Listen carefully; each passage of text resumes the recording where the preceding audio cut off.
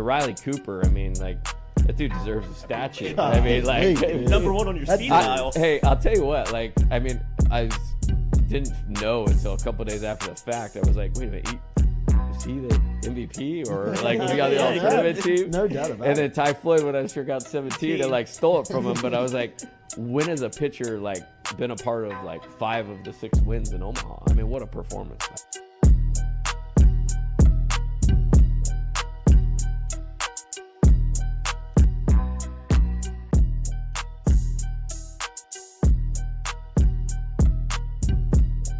Coach, it's great to meet you. Thanks, Jordy. Thank you for the time. Yes, sir.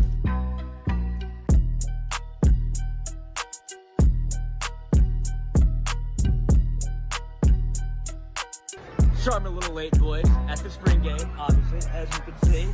A couple of booze cruises here to do. Let's fit. Cruise. Grand salami to the boys. Finally back on track.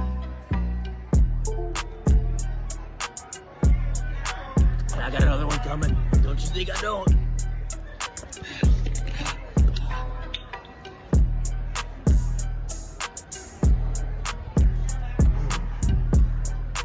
And that's how we roll in Tiger Stadium.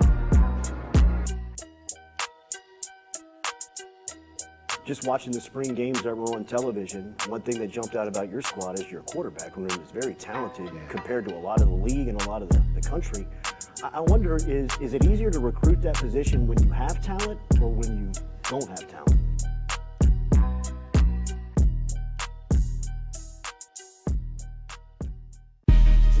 Coach Kelly, we're official. Finally, I'm get a telling chance to meet you. Thought I had to get a private audience with the Pope. There's Jordy.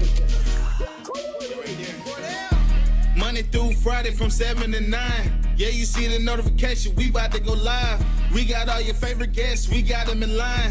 It's the Jordy Culotta Show, And come have a good time. Tearing up, answering the question, and I thought, my God, if Chica is offered this job, she's going to take it. It's just a crazy, fun time at LSU right now. Isn't this what everybody loves? From the boot to the east to the west coast, no matter where we at, we open up the phone lines, come and join the show. Make sure you tell your friends about Jordy Culotta Show, yeah. Let's go! Let's go! All right. Big start. Big day. Nice start. It's the Jordy Culotta Show, come have a good time. Coach, it's great to meet you. Thanks, Jordy. Thank you for the time.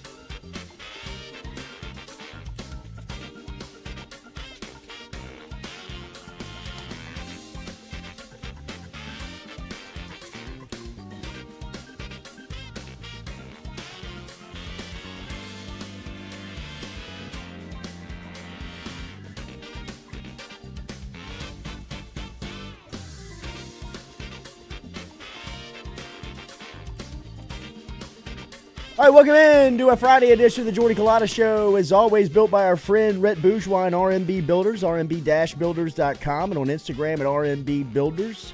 Friday morning, closing out the week. We appreciate you doing it here with us. Make sure and hit that like button, share button, comment button. If you have not subscribed to the show, we appreciate your subscription before you get out of here. If you're watching for the first time or if you're back and not subscribed, just click that subscription button before you get out of here. We're going to talk to Ben Mintz at 8:30 this morning, Jake Crain at 8:15. Of course, a part of our Southern Regional Medical phone line that's brought to you every day here on the Jordy Culotta Show, and we're live from our Click Here Digital campus over here in Baton Rouge on Interline Avenue in between Airline and Drusilla.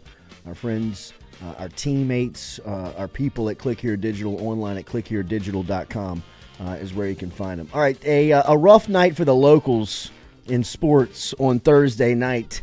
as last night LSU men's basketball falls in brutal fashion at the buzzer to Dayton last night as the final 70-67. Tigers held a 15-point lead in that game in the second half. Late in the second half, they were just inept offensively over the last 8 minutes of the game. They could not break a press, and quite frankly, they missed a point guard.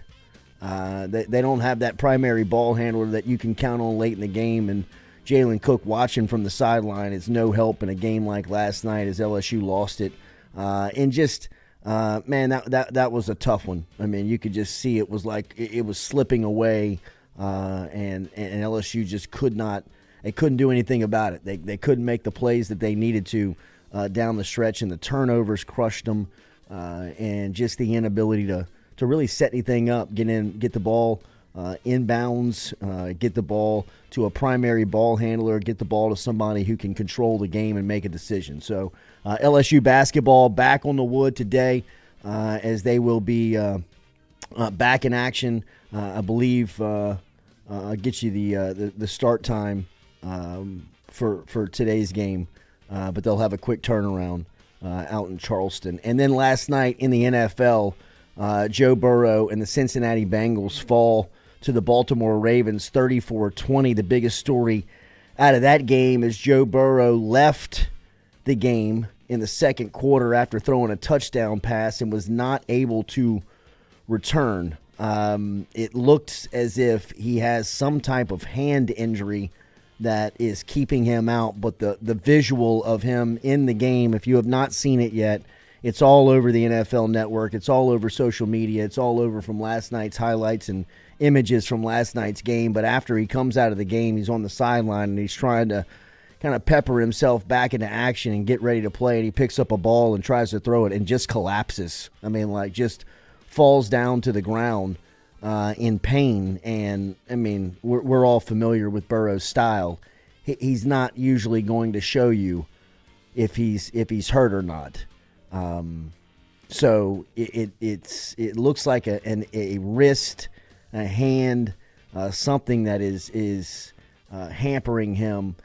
Chris Long was able to bring a piece of video up in the pregame that showed that the hand was actually wrapped. So this is something that it looks like Burrow and the Bengals have been dealing with.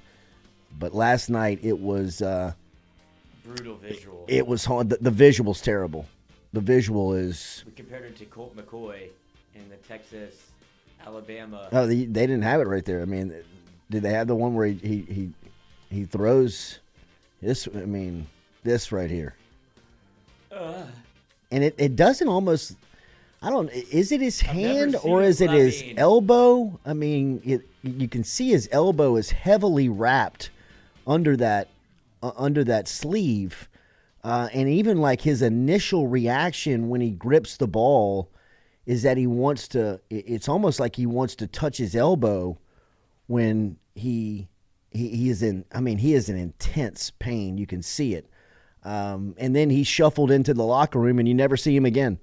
He never comes back into the game. And for that offensively, obviously Cincinnati just can't get it going and they fall 34-20. In that game last night, and you just kind of hold your breath and wait to see what's going on with Burrow. But just by his reaction is the part that leaves you so, man, it just leaves you gutted, so empty in the sense of you rarely see him show any pain. You rarely see him show any sign of adversity, and last night was the antithesis of that. I mean, it was. He was in intense pain. He showed the pain, and it does not look like it's getting any better. But I put this on Cincinnati. I mean, I was watching that and kind of going through the emotion of him not going to come back into that game when it became real. And Cincinnati has gambled and played with fire throughout his entire career. They nearly got him killed as a rookie in Cleveland when they snapped him in half and he had a brutal knee injury that he got himself back in shape, got himself prepared for the next season, and turned into a Super Bowl contending quarterback in which he brought the franchise to the game and has, pulled his seat up to the table as a top 3 quarterback in the world in his first contract. And they still will not commit to protecting him. And I know that they've made offseason moves. And I know they brought people in the offseason. And they spent money.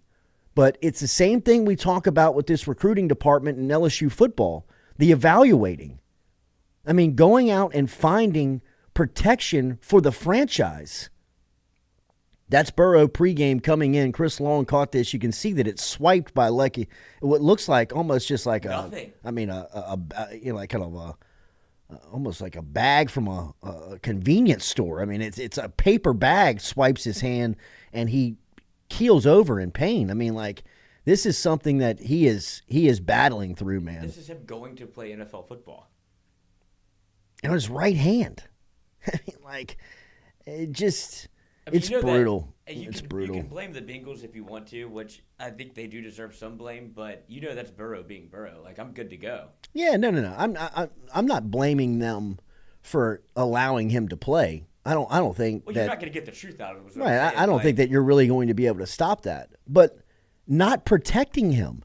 I mean, you've had so many years of him now where you've got him in the program and you still are ignoring protecting this guy? I mean,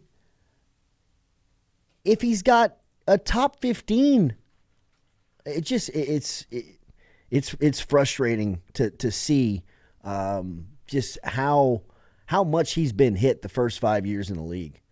You know what I mean? He's as tough as they make him, and he's going to get himself in there, but there's some things he just can't come back from. I mean, they signed Orlando Brown. No, I know. They have made moves. They brought in Karras from he's a player. Tampa Bay. And they tried Lyle Collins. They bring in Orlando Brown. But I think this is more on, and I might be wrong, but I think this is a Zach Taylor. Like, this is Joe Burrow carrying this team. If it's any other coach, or any other quarterback, I should say, and it's still the Bengals, he'd be out. But Joe Burrow's he did the same thing in 2018 and 2019. He put the thing on his back, and he just masked so many falsehoods of what you do offensively that it's like, oh, I guess it works. And now you're seeing it a little bit with Josh Allen and Buffalo. You'll see what Joe Brady can do there. But at some point, you got to pay the piper. And for Joe Burrow, it's just injuries where he puts so much on himself. And the way that he plays, he tries to protect himself after what happened his rookie year. But it seems like, what more can you ask the guy to do? Especially you start off 0-3 or he was hurt then. That's the part, too, man. They were playing well. They were trending in the right direction, and it seemed like they were becoming a real contender. But ran into a buzzsaw last night. Last night, Baltimore, man, that's a good team. And, Jake Browning, who is the backup for Cincinnati, the fourth-year guy, or excuse me, his first season out of Washington, his first season with Cincinnati. Tough spot for him last night, being thrown in on the road on Thursday night. And, obviously just the production, watching it just falls off so steep with Burrow out and whoever really coming in. So we'll wait and see what happens with Joe Burrow today and some of the reports. It does not look good, though. The visual on it is no good as we showed it to you, and you can find it all over football social media and anything from last night. But Burrow, keeling over in pain and not being able to grip the football, it's not a good sight. So tough one yesterday on a Thursday afternoon. As we said, LSU basketball falls to Dayton in pretty gut-wrenching fashion as they fall near the end of the game, 70-67 to the Flyers. Yesterday, it'll be a quick turnaround versus North Texas as LSU will play them. I played at 10:30 this morning. You talk about a quick turnaround, man. They played yesterday, 3 o'clock in the afternoon, got off the court at about 5:30, 6 o'clock, back to the hotel, eat, get back to, watch some film, get in bed, and next thing you know, you gotta turn around and tip this thing off pretty quick. So it will. Am I reading this right? Am I reading this right?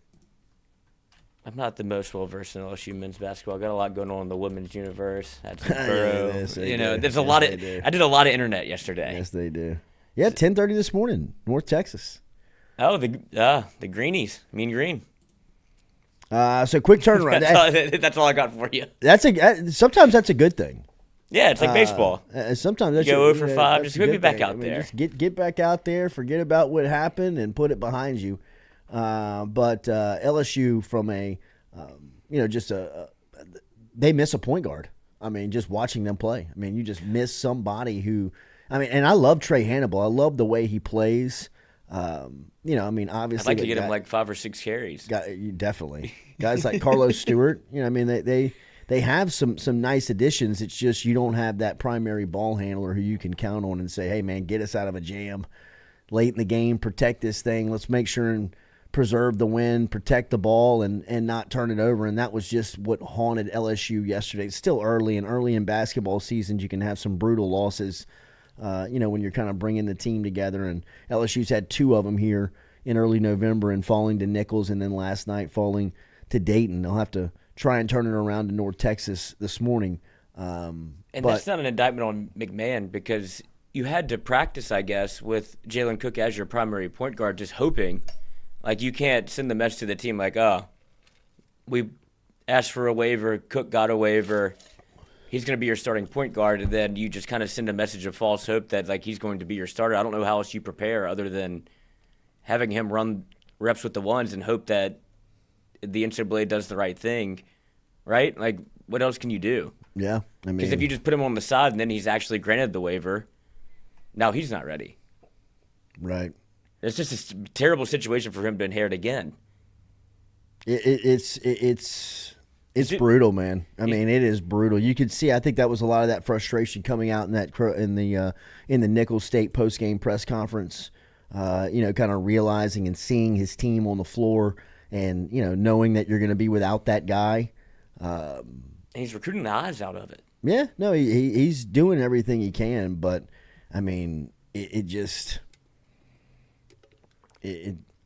you're playing from such behind. You're playing from such a disadvantage of a starting spot that it's been tough to keep up. And then you take your point guard off the team 2 weeks before the season starts, and that's just going to affect you in times like that where you have to have a point guard late in the game when games get tight and the ball's being turned over and Dayton's kicking up pressure, full court press. I mean, you have to have someone that can navigate that, not turn the ball over, or get you through that. And right now, LSU just doesn't have it. And they're talented. They're a talented team. I was super impressed with Reed yesterday. I mean, I thought for the way he played, I mean, he was just a real tough matchup yesterday, and being able to kind of extend the game, kind of extend the floor. Jalen Reed, with the way he was able to shoot it from outside, he's so tough of a matchup inside. I mean, guys were playing well, but if you don't have that, it's like a quarterback in football. I mean, how many times has LSU rolled a star-studded team out on the field without a quarterback? It doesn't work. It doesn't work when things get tight. It doesn't work when you have to have a play. It doesn't work when you got to get out of a bind and protect the ball. Same thing on a basketball floor with a point guard. I mean, not saying that LSU is top 10 talented, but they have talent. A 19-2 run doesn't happen if Jalen Cook's on the floor. And also a little bit on McMahon, as somebody pointed out in the chat, you leave with 3 timeouts in your pocket when they're on a 19-2 run. That's just that was a little. That was the part where I'm like, man. I mean, even at the end of the game when they had the offensive possession and they turned it over under the goal with Hannibal, I mean, you had 2 timeouts right there, right? I mean, that was you can't do anything with them in the post game locker room. They don't carry over to the next game. I mean, that was for sure. Concerning in the sense of give your team the best chance to win. I mean, I definitely saw that. You know, I mean, you definitely saw that they ended the game with timeouts and they got beat by 3 at the buzzer. You know, I mean, coming off of a Anthony Grant timeout that he called on his sideline. And, you know, I mean, brutal loss. Gutting. But still, you know, I mean, mid-November, right? I mean, if there's any, you know, positive you want to take away from it, I mean, it's still a long season ahead of you. And, you know, usually those games can callous you up and get you prepared for what's going to be a pretty rugged schedule. So, bounce back this morning, 10:30 a.m. tip-off. I don't hate it. Able to kind of flush it, move on, and hopefully get a win. North Texas is tough, though. Really solid defensive team. You're going to have to execute offensively. But one thing LSU seems like they can do here early on in the season, they can score. And, you know, it will be a nice matchup to see their offense versus this North Texas defense coming in here who has a lot of respect. A lot of respect. But it is brutal to watch and just kind of think about where the program is again, right? I mean, it's going to be fighting for respect to get to the middle of the pack in the league this year. Really. So, you know, it was Thankfully, it's still no football fun. season. No fun. All right, well, we'll come back real quick. I want to set up. We have a call with our Ochsner doctor that I want to get to. We'll take a real quick. Is he there? Yeah. Okay, quick. We'll take a quick break. Come back, set it up, and be right back here on the Jordy Culotta Show. As always, built by R&B.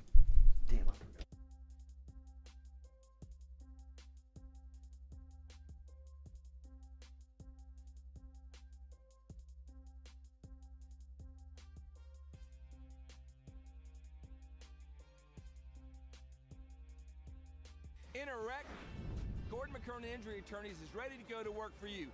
Come meet your team. I'm your intake specialist. I coordinate your case and connect you with your attorney and paralegal. That's us, your legal team. Thanks. And we'll fight to get you every dollar you deserve. I'm your settlements and disbursement manager, and I'm here to get you paid on time.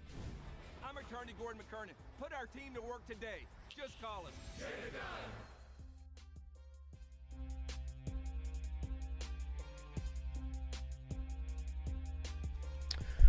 All right, looking forward to our conversation here with Dr. Sean Bradley. Apologize to him for making him wait here as he's been with us for the last couple of minutes and been looking forward to our conversation because of Dr. Bradley's expertise and our team over at Ochsner, as you know, team full of expert doctors, the Grove Complex here in Baton Rouge on Bluebonnet, great facility that you want to go check out, all online at ochsner.org. And we've been telling you about the Dr. Andrews Sports Medicine Clinic over at Ochsner. Great spot. But concussion protocol, right? Like we've heard Jayden Daniels go through that. We hear athletes that go through concussion protocol. What is concussion protocol? Quite simply. And we wanted to bring our friends over at Ochsner on this morning, and Dr. Sean Bradley is here back with us here this morning. Doc, first off, thanks for the time. Sorry for making you wait here, and appreciate you being back with us here on this Friday morning. Good morning. Good morning, Jordy. Thanks for having me, man. Appreciate you guys including me this morning. Yes, sir. No, reprimand him for we pulled a doctor. He made you wait in the waiting room. That's right. You know what it feels like on the other side. Dr. Exactly. Bradley, come with us. And then sit in this room and then go to the next room. So we've seen Jayden Daniels obviously go through the concussion protocol over the last 2 weeks. He left the Bama game on a pretty vicious hit and missed the remainder of that game, but was back in practice midweek and then probably had the performance of the year for his sake last Saturday night versus Florida. Doc, what is concussion protocol? Yeah, so it's a protocol set up to make sure that we can safely return an athlete after the diagnosis of a concussion. And the way we look at it, the mechanism that Jayden Daniels had is a very common, typical mechanism for a quarterback to have a concussion. It's that crack back of the head, cracks on the back of the turf or the grass. So pretty straightforward kind of mechanism for him. Now, once we diagnose a concussion, and that can be, a clinical diagnosis on the field or maybe even the day after, we give that athlete some sort of relative rest, whether it's 24 or 48 hours from a cognitive, physical standpoint, and just allow everything to kind of cool down. And then we slowly work them back into activity. At the high school level, we talk about return to learn and return to school, as well as return to physical activity. And at the higher levels, it's really working them through a multi-phase approach to get them back to the level that they need to be.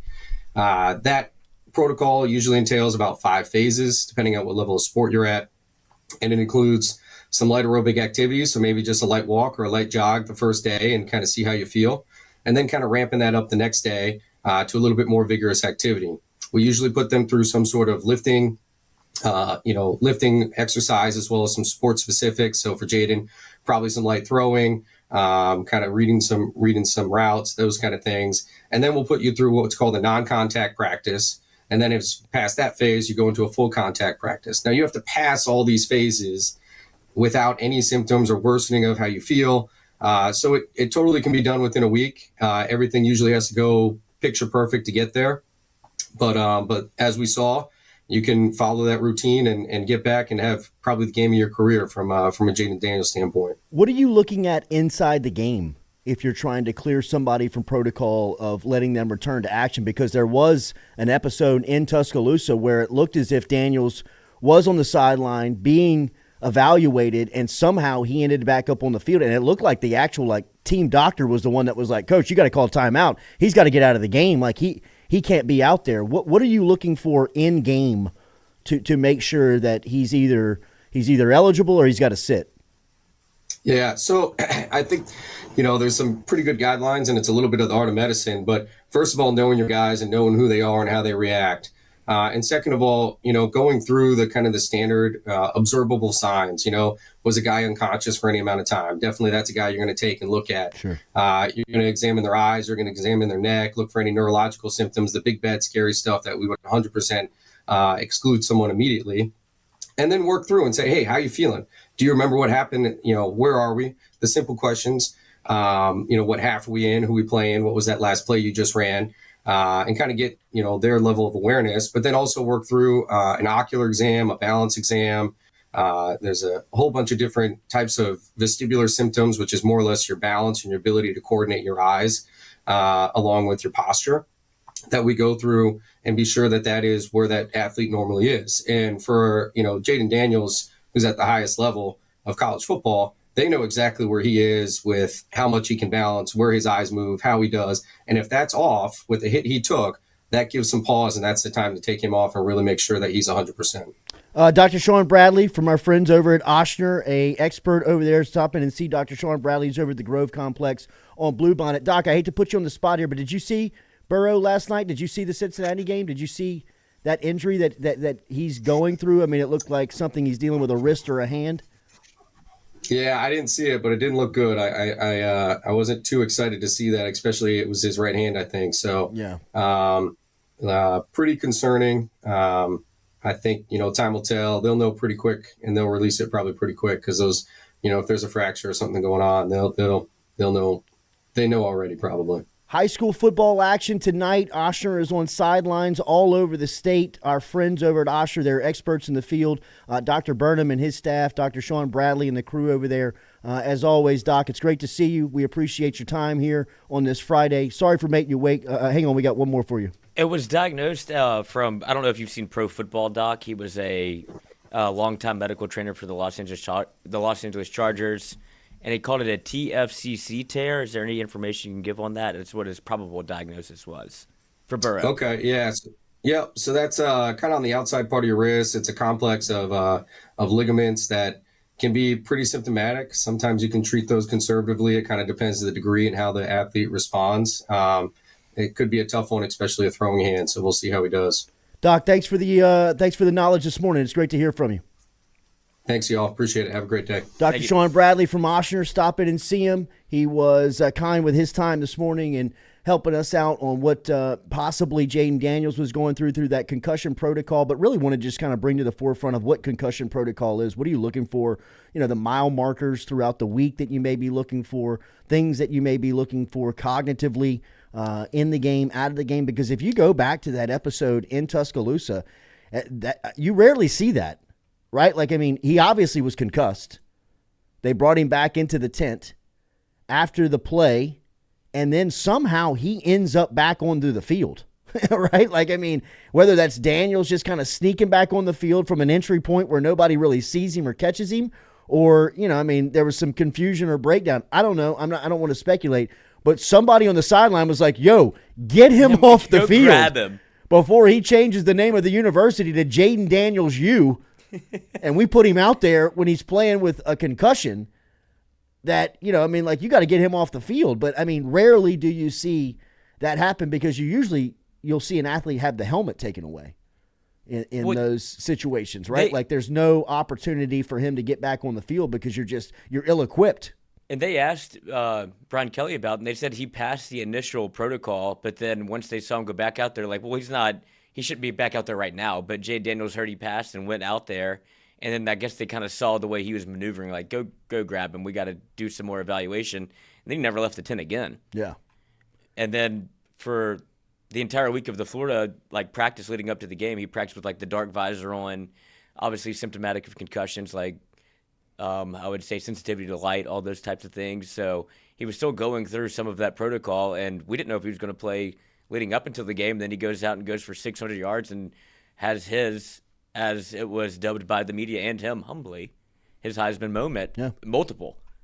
So don't doubt. It's another thing that I think has not been stated enough.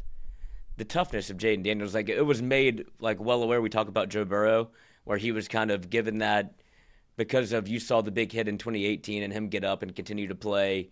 And so it was like, oh, this kid can do anything. And Jayden Daniels has been hit hard, but he's never had that one moment where it looked like, holy shit, I don't know if he's going to get up. And he just continues to play through whatever. And I think that's another moment of him being, this is the Alabama game. Like, I'm going to play quarterback because we have a chance to win. And, I mean, I guess kudos to the medical staff for going to grab him. But don't make, just because of, I guess some people would say, like, sleight of frame, that kid's as tough as they come. Who was it who was describing him to us about his strength? Chris Blair. Was it his? Yeah, yeah. He was describing just how strong he is. Like, you touch him, he looks stringy, right? I mean, he's almost spaghetti strong. Gumby. Right? Where, I mean, and you can sense that in the way he runs. I mean, you've got to be you've got to have a certain type of strength to you if you're that fast. I mean, if you're running that fast and people are straining to catch you like people have running against him, running at him, and he just is so easily pulling away and running past people, that goes into a certain type of, you know, like, core strength that you have. I mean, that's that's not something you just roll out of bed and have. I mean, you gotta build that up. You have to work that out. You gotta, you know, really strengthen that. And I believe that, yes, you know, I was so surprised by Jim Nagy's answer to the draft status on Jayden Daniels yesterday. I can't even envision a world right now where he sees the second round.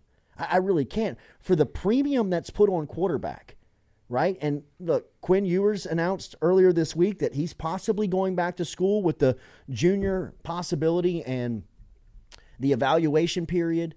You know, that's probably not solid, but I think if he's saying that right now, that's where his head is, and he's leaning on going back.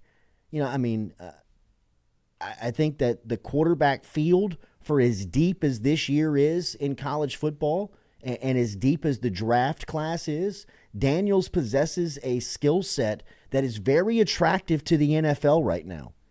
It is one that the majority of the league, the majority of football is looking for, and one that the NFL has embraced over the last 5 to 7 years of bringing in these true dual threat quarterbacks and using that skill set at the next level. I mean, you rarely saw a quarterback run in the NFL before Cam Newton, and Cam Newton was kind of the outlier because he was just such a freaky athlete that could take these hits and run past people. But the offense and the pressure that it put on the defense of having to identify all 11 offensive players and account for the quarterback, really kind of slowly changed the NFL game. The Wildcat with Ronnie Brown put a premium on that. I mean, really kind of started that snowball rolling downhill where now, I mean, you've got RPO being called regularly on Sundays and the majority of offenses every NFL weekend. And when I look at Jayden Daniels, I mean, who's better at that skill set in college football right now than him? Really? I mean, Caleb Williams? No, I think Jayden's a much better runner of the football. But I agree. My only pushback would be, me and Stewie got into this last night a little bit. We were looking at Desmond Ridder film, and he's had the same comeuppance as Desmond Ridder did, where he burst onto the scene a little bit. He has far more rushing yards, but the offense looked the same, where it was this this leap from junior to senior year, where it's like, oh man, how do you not draft Desmond Ridder? Like, he was 5th in the Heisman. Like, he made that kind of jump from off the draft board onto almost the Heisman scene. Obviously, Jayden has made a bigger leap, but it's that same Mike Denbrock offense where you kind of let it loose a little bit, then you see what Ridder does in the NFL, and he was a 3rd-round pick, and he gets bitched for Taylor Heineke. Fair. I was not watching Desmond Ridder thinking that he is the reason why this offense is playing at the level that it is. Like, he is the only reason. They had players around him. They had guys around him. They had a system that made sense, right? And he also wasn't as talented and as good as Jayden Daniels is. I mean, go back with me, right? Last year, coming out of this game, out of the Florida game, was the first time that you really saw Jayden Daniels throw the ball down the field. And when he started to do that, I can recall coming on the show being like, don't let him get that part of the game. Right. Because if he gets that part of the game, I mean, he's going to be almost impossible to defend, because at that point he had defined himself. He was a runner. Like, he was an exceptional runner as a quarterback. He was winning games throwing for 86 yards. Right. So, I mean, and LSU was fine with it because the defense was good. This has unlocked him in a different way. You saw that if he was able to get that part of the game where if he could throw the ball down the field, it was like, this guy is going to be, he's going to be different. Like, I never thought that he would be this. I never anticipated that this is what he was going to be. But the fact that this is what he is, Lloyd, this is no fluke. Oh, I'm not. I was watching Desmond Ridder with the I never bought in that he was going to be a good pro. I kind of thought, I'm looking at Jayden Daniels, and I'm not saying that this guy's going to be an all-pro, but it would surprise me if he's not a starter in the league over the next 3 years. Yeah, I just don't think that they're going to take the chance of a first. I mean, I know the NFL is quarterback starved, but that's why I keep going back to the Desmond Ridder comparison. He threw for 2,200 yards his junior year, then 3,300 yards, so had 30 touchdowns and 8 interceptions. And his junior year, 19 touchdowns, 6 interceptions. Like, it's a familiar story of getting comfortable in the system. Then it just seems like to me, what happens in the NFL is either you get drafted early, which could happen to Jayden Daniels, which I don't want to happen to him, to be honest. I don't want him to get put into a system where it doesn't work out. I see him somewhere 12 to 24, right? Which could work out to a place that you don't have to go in and save. There's going to be this consensus around that his game doesn't translate to the NFL still. Oh, why? That's just the way that the league works. Like, you're going to see him probably, whether it be at the Senior Bowl or be at the Combine, where he makes some throws like, I don't know. They're going to come up with something like the ball, whatever. It just always seems to happen. They start nitpicking at you a little bit, and it seems like Jayden might be the one to drop out the draft. I've kind of found that I think he's. Look, I believe it ain't me, Coach. I believe if they're criticizing you, if they're messing with you during that time, somebody loves you. Mm-hmm. Because somebody was messing with C.J. Stroud. Somebody was trying to play games with C.J. Stroud last year. Remember all of the talk leading into the draft about C.J. Stroud, and he wasn't passing tests. He couldn't read defenses. He wasn't he was going to take – C.J. Stroud might be legitimately the offensive player of the year. Not forget rookie status. He might be the best offensive player in the league. It's bold, but you know what I'm saying? It only takes one. It only takes somebody that sees you and says, that's our guy. That's who we need. Go get him. And I believe that Jayden Daniels has that draw from at least a couple of general managers and head coaches that are sitting there in the first round thinking, I didn't think we needed a quarterback. We might have needed a quarterback, but if that guy's there, we need a quarterback. And we're going to take him because I think his game translates, and I think his game translates for one reason. Accuracy. I don't think that you can fake accuracy. I don't think the system can make accuracy happen.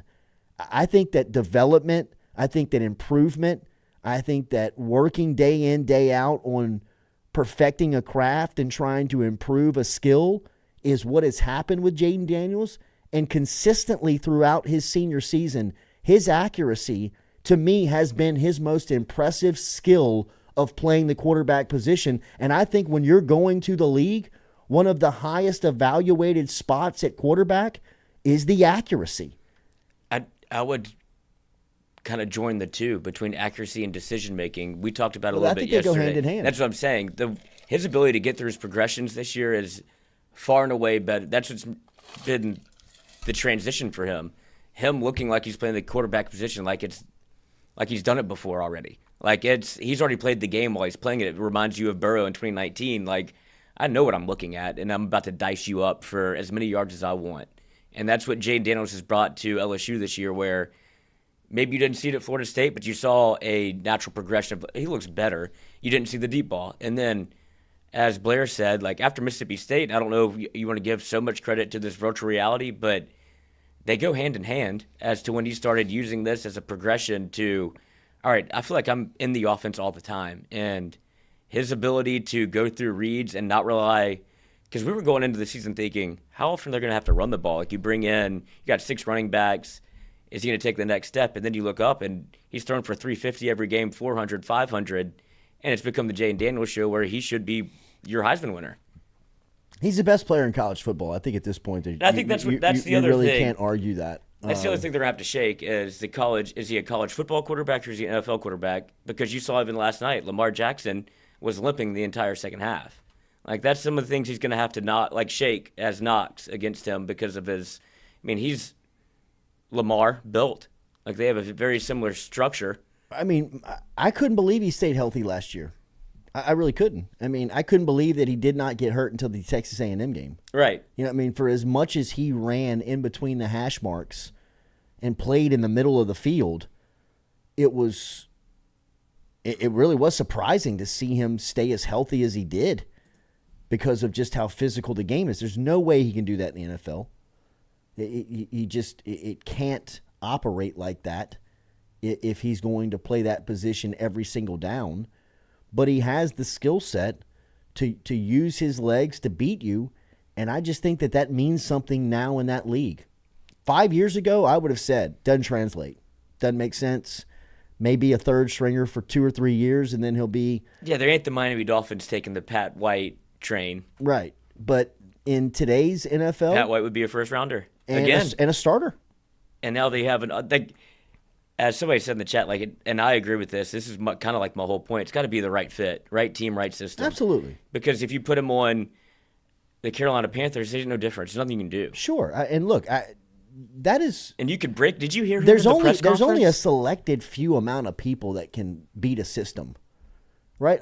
For the most part, the majority of athletes need to go where it's a good fit, where the system fits them. There's only a few people like LeBron, Steph Curry, Kevin Durant, Steph Curry, Joe Burrow, Jamar Chase. It doesn't matter. It doesn't matter where you put them. They're going to thrive. But, for the most part, people need to be Jamarcus Russell went to the total wrong system, right? Went to the wrong spot. So, I agree. Yes. It does have to be a good fit and the right spot. But I think that there's more of those than than we think. I really think that there is a head coach and a general manager right now that knows he's their guy, and if he's on the board at a certain spot in the first round, they're going to take him. I just can't imagine him getting, at this point, for the level that he's playing, the quarterback position and how. I mean, quarterback is the drug of sport. Oh my God! Like, right? Like, I mean, you'll do anything. It's the early 2000s like NBA center. Yeah, I mean, it's gotta have it. I'll do anything, whatever it takes. I mean, there's only usually about 5 to 7 of them on the planet at one time that can play the position at the highest level at a true competitive rate, right? I mean, like. Think about it. There's only about 6-7 teams that can win the Super Bowl, and it's only because they have a quarterback. And if Burrow's hurt, one of them dropped out last night, right? Without Burrow, the Bengals are done, dead. Without Aaron Rodgers, the Jets dead, right? It's look at the Patriots. Exactly. I mean, there was an argument on whether it was Belichick or Brady that was behind all the success. Is there an argument now? I mean, I'm not trying to. Belichick's a bad coach, I'm not trying to discredit Belichick, but I mean, even the most elite of them, if they don't have a quarterback, they look incompetent. I mean, they look like they don't know what's going on, and we all know that that's not the case. But New England looks lost, and it's just it's. If you're looking at Jayden Daniels and you're saying, man, this guy's dominating college football. He is dominating every single Saturday.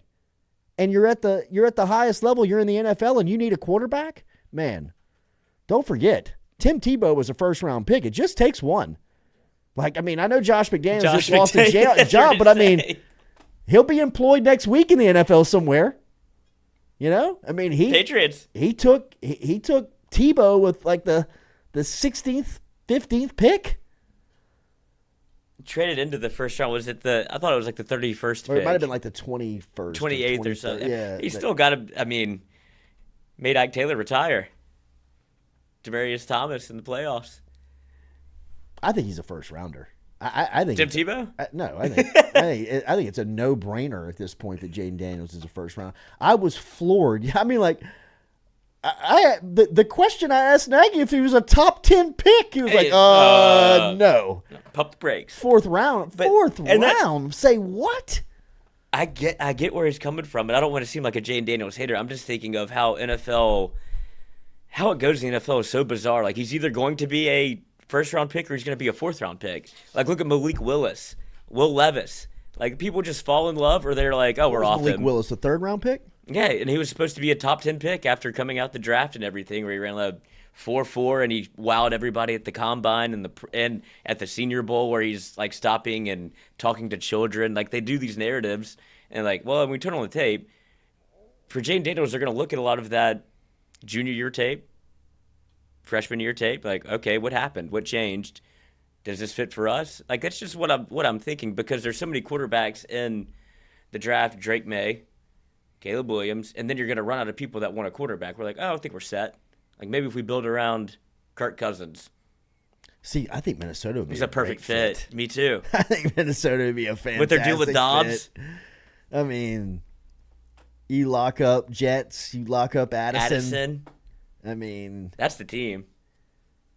It's a great spot. If I'm a quarterback, I'm thinking, get me to Minnesota. Inside? Playing on turf, playing indoors. You're controlling. That's the perfect spot for him. Controlling the air condition. You know what I mean? Cousins coming off an Achilles. Cousins is done. Rodgers isn't. But Cousins is, for all intents and purposes, he's done. He was not a championship level quarterback before he tore his Achilles. Now I'm going to bet on him after he tears his Achilles? Hell no. I'm not doing that. You know what I mean? I appreciate it, Kirk, but we're slashing your price. We're slashing your contract. If you want to stay on as a... You come rehab at the facility. Right. We're going to waive you, though, and see what you get on the open market. And I don't think that... I think Cousins is probably pretty realistic about his... Yeah, I don't see him taking the Rodgers approach where it's all gas, no brakes. Kirk is probably sitting at home with his wife going, pretty good life. Yeah. I've got franchise tagged 15 times. I have $400 million in the bank. Put on my flannel and let's go chop some wood. Or go to a Twins game where nobody recognizes me, which is somewhat impossible when he looks like a Ken doll. Like, he's the most recognizable white man of any NFL quarterback ever. It looks like he was built in a lab.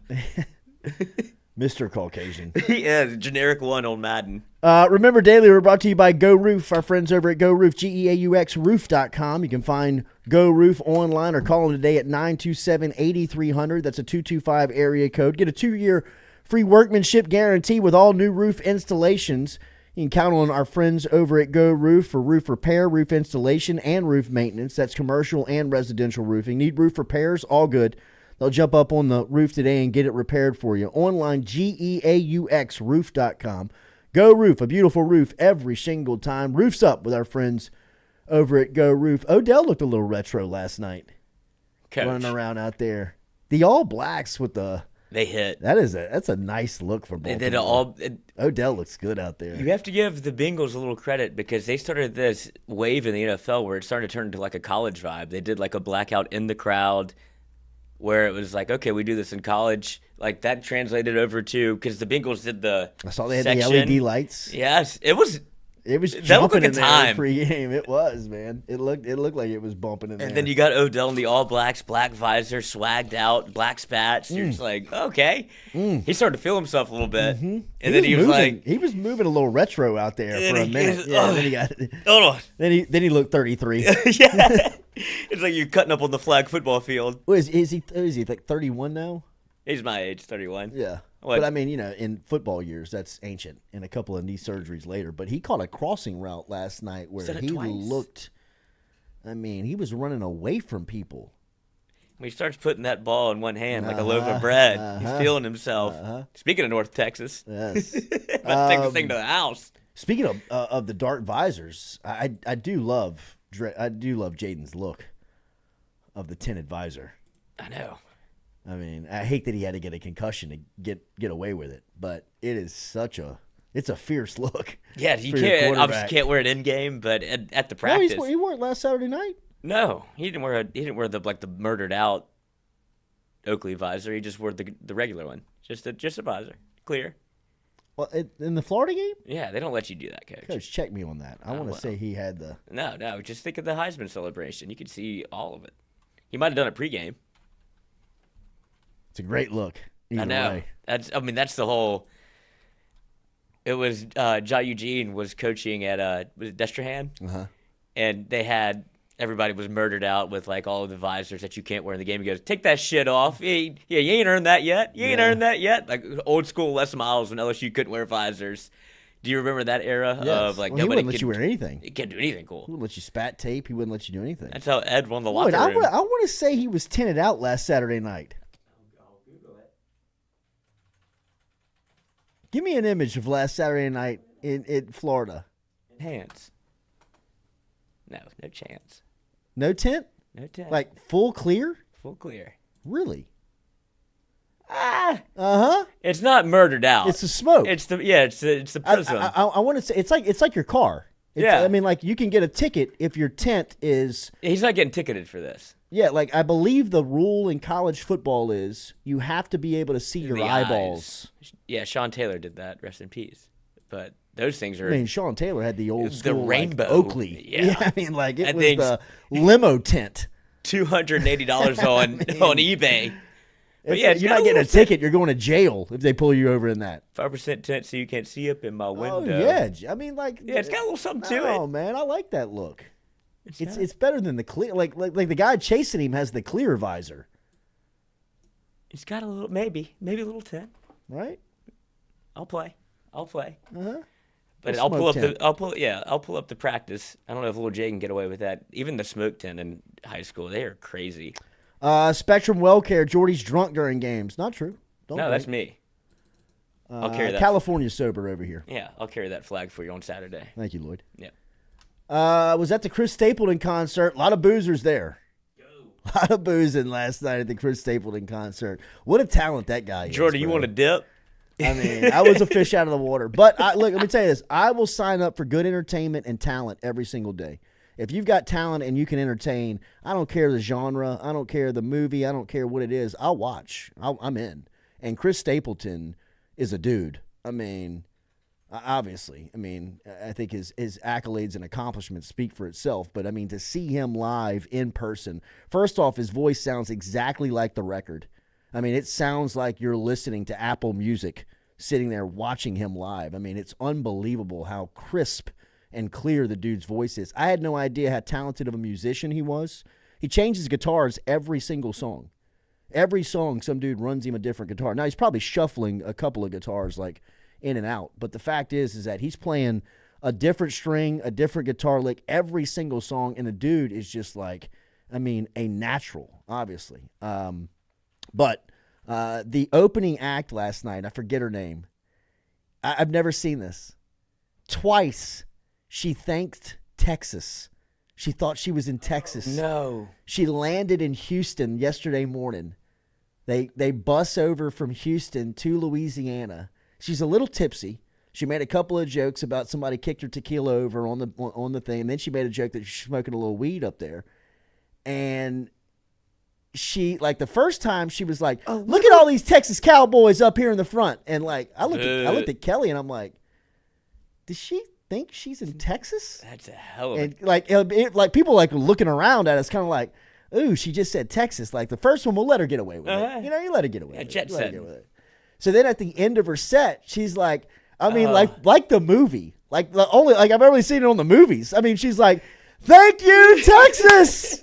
And everybody's like, boo! Like, you can hear people in the front like, it's Louisiana! And then, like, one of her band members, and she's like, thank you, Texas! Yeah, great show! And, like, walking off the stage, like, one of her band members is like, yo, we're in Louisiana. And she's like, stops in her track. She's like, and she, like, puts her, you know, it's great reaction. You know what I mean? Like, you gotta own it. It's real. And, like, that's what she got. She's like, look, I've been smoking a little weed. You know what I mean? I was like, I love it. Like, all right, I'm with you. Well, listen, I'm fucking hammered right now. Yeah, because, like, one time she looks up and, like, she's in the middle of her set. And it was, like, one of those kind of, like, drunk moments, kind of like, you know, like, I'm messed up. She, like, looks out of the crowd. She was like, whoa, this place is full of shit. It's like her quote. She's like, there's a lot of people here. You know what I mean? Have I been playing this whole time? It was like, because she said, man, it's different being the second act. Because I guess she's like usually like the opening act. Oh, so this time she was like she was kind of like the lead off. In. Yeah, like she was like the Bat first. 2-hole. So people were piling in, waiting to see Stapleton. So she drank like she was in the 1 hole. So I guess she was, you know, kind of like, nervous. I need to get a couple of shooters back, and like the Lady Gaga and Matthew.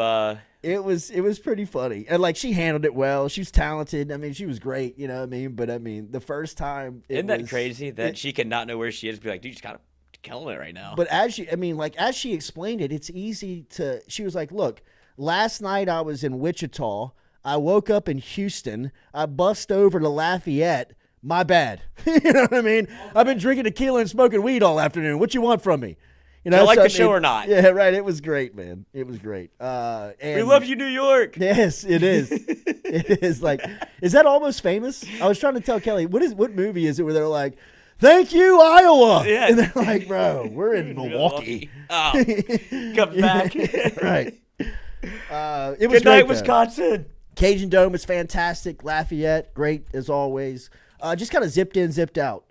Pulled up right at like 7:30. Walked in.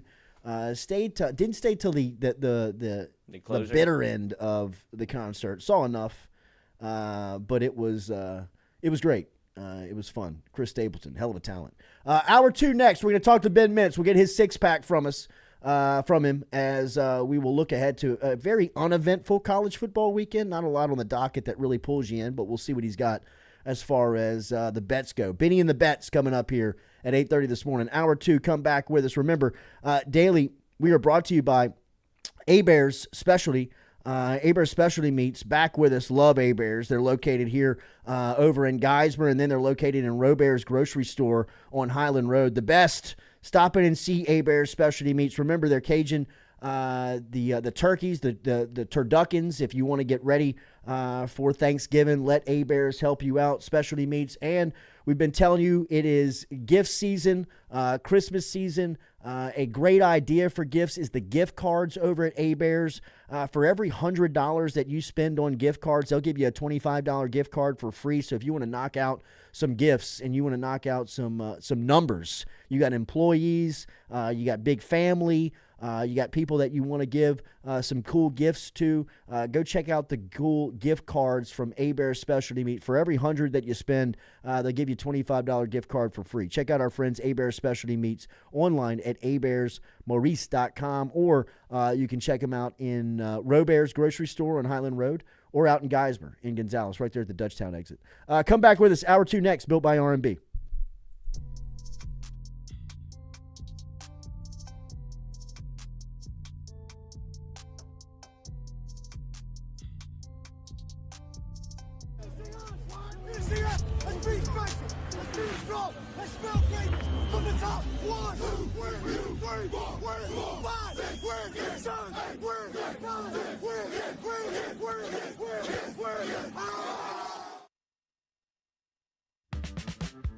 Don't let concerns about shifts in the market disrupt your long-term financial goals. Edward Jones financial advisor Daniel Newman can help. He'll work with you on an investment strategy for long-term results. Edward Jones can give you the tools and knowledge for a steady approach to hitting your financial targets. Get started today by calling Daniel Newman at 225-261-8262. 225-261-8262.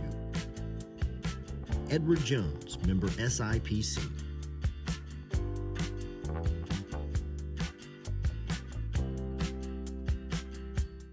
Again, this year, we're giving away bikes all across the state of Louisiana. In fact, this year is a record number. We're giving away 488 bikes. Go to GordonGives.com for more information and details. And look, it's not just me. It's everybody at our company across the state of Louisiana. At Gordon McKernan Injury Attorneys, we're all participating in this process, and we're so excited to be giving away a little cheer, Christmas spirit, and everything else this time of year. So God bless. Go to GordonGives.com for more details. Merry Christmas, Louisiana. Hi, I'm Gordon McKernan. Everyone has a special Christmas memory. One of mine is when I woke up on Christmas morning, ran down the stairs, and there it was, a brand new red bicycle. That is why this Christmas, Gordon McKernan is giving away over 425 bicycles throughout the state of Louisiana. To register, please fill out a form online at GordonGives.com or GetGordon.com. And make sure to visit the Get Gordon Facebook page for additional details and chances to win. From all of us here at Gordon McKernan Injury Attorneys, Merry Christmas and God bless.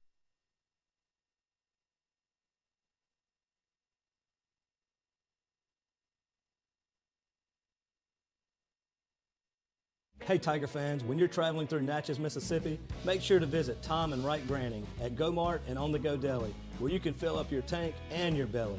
Go-Mart has clean restrooms, community coffee, an awesome beer cave, and a great selection of anything you may need on your trip. Located at 4 Sergeant Prentice Drive as you're entering Natchez on the left.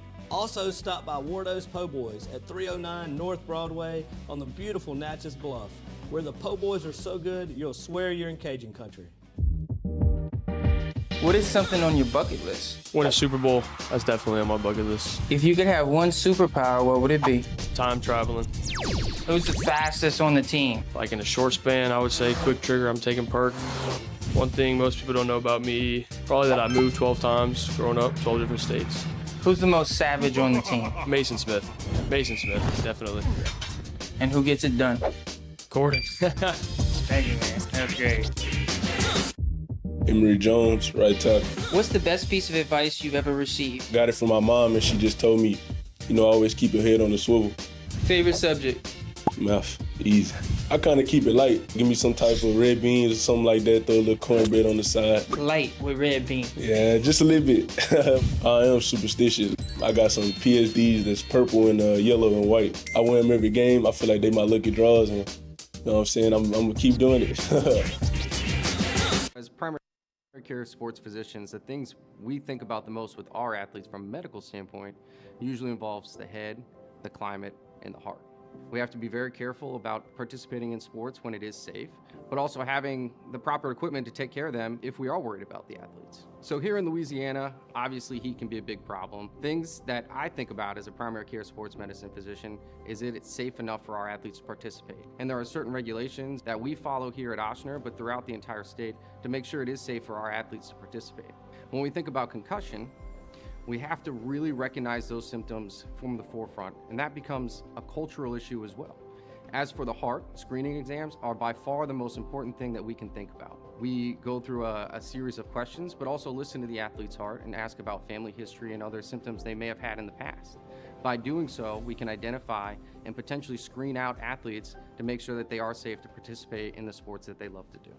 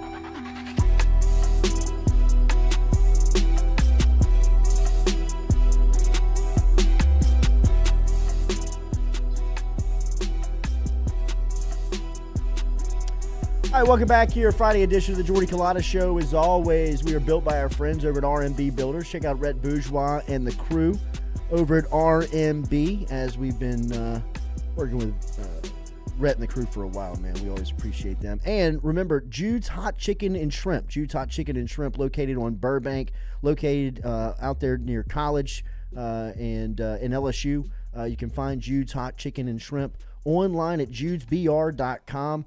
You can check out the great sauces like the Nashville spice sauce. Check out the great chocolate malts that they have as well. Online, judesbr.com. Jude's Hot Chicken and Shrimp, located on Burbank, 3830 Burbank, with store hours 9:30 to 10 p.m. That you can find daily online at judesbr.com. All right, hour two, we're going to talk to Ben Mintz coming up here at 8:30 this morning. Mintzy going to stop by with his six-pack of winners. Not as an attractive Saturday as we have had, as LSU is going to be taking on Georgia State. We told you about the other SEC games. Bama taking on Chattanooga, Ole Miss taking on UL Monroe. It looks as if this is going to be a down week. And I guess the best one on paper is Tennessee-Georgia. That feels like a non-conference game, too. I feel like Georgia's just going to go in there and obliterate Tennessee, coming off of a tough loss versus Missouri last weekend. So as far as the college football slate goes, not too many attractive games. Missouri stands on business. Yeah, that was weird. Eli Drakowitz. He's a weirdo. He is a weirdo. He's kind of teeth are too big for his mouth. His teeth are definitely too big. But he's kind of like this paper tough guy. He's a nerd that's coaching college football, and he wants to be a football guy. He wants to be the tough. Like, he wanted to be a hard ass when he told that to Heupel. And Heupel was like, I didn't even hear you. He wouldn't even look him in the eye. And then, like, as he was saying it, he was running away. He whimpered. He was, gotta get this out. He was like, hey, we're about that business, Josh. Don't come get me. Yeah, like, what? What'd you say? Say that to Big Tom Callahan. Yeah, that's right. Eli. Good Lord. What you got, buddy? I mean, he's got a great offense. He does. And he seems like a likable, like, people, like, obviously like him. I mean, he's kind of, but that act. That ain't you, coach. That don't ride. I mean, No. you're not Coach O. You're not that guy, pal. You know what I mean? Yeah, say it to Coach O. Yeah, say it to Ed. You'll be in the next Roback commercial. I mean, he pulled you. What'd you say there, little buddy? A slap on the back, make you right. crumple. The head pat. What'd you think about that, boy? Yeah, Heupel was like, I didn't even hear what he said. Yeah, he ran away. I mean, what does it mean? I don't know. I guess that's their, maybe it's what they say. Is that in their slogan? Missouri. The show me state. Yeah. State on business. What? Huh? We're down this year. All right. But they play Florida. And it's a big weekend for Florida. That's what I would say, probably the weekend that Florida needs to catch some. Is that in the swamp?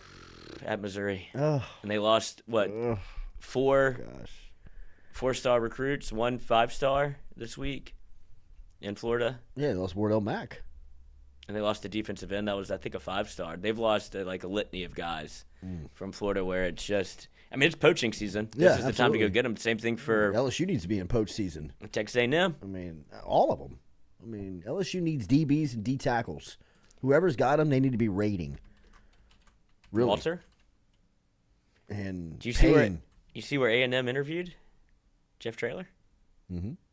They might be reverting back to the mean. Like, let's get back to good old Texas football. And I wouldn't hate it. Get if you one I of was these, an Coach. A&M. I mean, name brands can they can take you to the cleaners, man. You know what I mean? Like, you got to watch these name brands. I mean, I think LSU's still watching that, wondering if they got Brian Kelly or did you get the Brian Kelly experience? You know what I mean? It's like, look, we were trying to hire the hungry guy, the hungry guy. Like, you know, like, you want to win this thing? You want to make it great? Like, you can do that. Pigs get fat. But exactly. Hogs get slaughtered. I mean, Coach O was a pig. Not only that, I mean, I think you can't go offer Urban Meyer that contract that Ross Bjork was talking about on the SEC network, where, you know, I mean, it's incentive based. It's not going to be this 10-year, $75 million guaranteed contract. Where, I mean, usually you go in, you're like, hey, pay me what you paid the last guy. Yeah, I mean, we'll just start there. And if you're gonna do like, that's what I'm saying. It feels like they're reverting back to the mean with like we're not hunting those waters anymore. That wasn't fun. Right. I mean, and it could have been a coup by Woodward. You know what I mean? It could have been like salty dog. Right. Let me take y'all deep into the woods and get you lost. I'm actually in Louisiana. I lost the compass and I got to get the hell out of here. So you guys figure it out. We'll see you in Baton Rouge. You know, like, I'll give a little extension on my way out. Yeah. I mean, to make everything good. So, I mean, it could have been I mean, hopefully Woodward would tell the story one day in his book 20, 30 years from now. It felt like a plan for him to get back to Baton Rouge. Oh, there's no doubt about that. There's no doubt about that. But it's still on Bjork on giving him the extension. Yeah. I mean, it's on Woodward for giving O the extension. Yeah, but I think it's one of the things that Woodward gets a pass on, right? I mean, you did give that money. This buyout that you had to pay Ogeron too, you're the one that really agreed to that. See, I think that was galaxy brain thinking again by Woodward, because if we have to fire him at some point, we have to make the juice worth the squeeze for him to not whatever's going on at LSU. Because O's obviously you see him, O talk, and so if you want to keep everything in house, like, all right, this is contractually obligated, $20 million NDA, whatever, go away. Oh, sure. No, I think it worked out well for them. I think that was part of it. Like a little privacy gag order. Yes. But in the grand scheme of it, in that moment, right, I think from just production on the field, you're not bidding against anybody. You know, same with Jimbo Fisher at Texas A&M. You're not bidding against anybody. It's also a bit of politicking. Like, everybody loved O in the moment, and he's sure. like, oh, let me make a... And he deserved a new contract for what they had accomplished.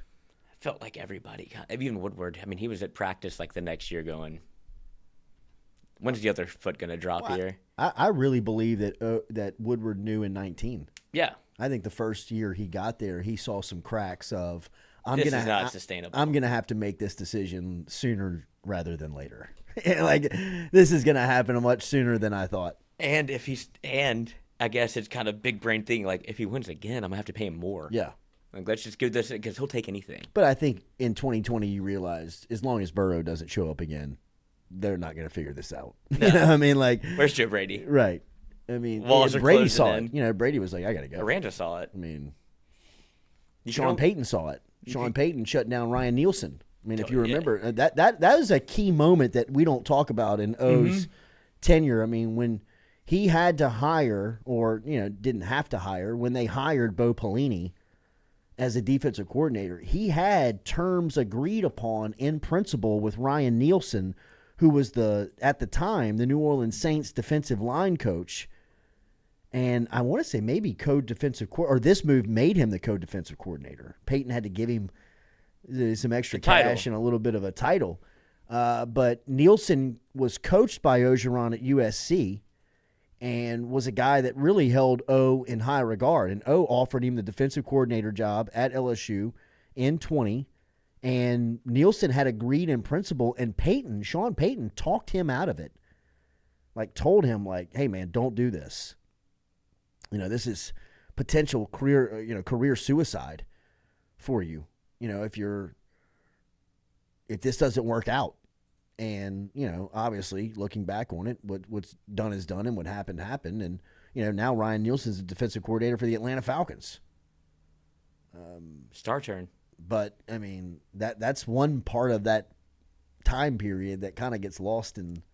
Same thing with Arnett, who went to Mississippi State, obviously was the head, got promoted to the head coach, but he was in serious discussion to become the DC, and it seemed like people talked him off the ledge. Like, I don't know if you want to go. Marcus Freeman. Yeah, same thing. Marcus Freeman. I mean, his wife shut down working at LSU after they came down here for the interview. She was like, no, this is not the vibe. And they took a pay cut to go to Notre Dame. You know, I mean, when's the last time the significant other said, take less money? That's what I want you to do. But that's why you're still – but I'm with you. I think you're still kind of in this – oh, we got Crain.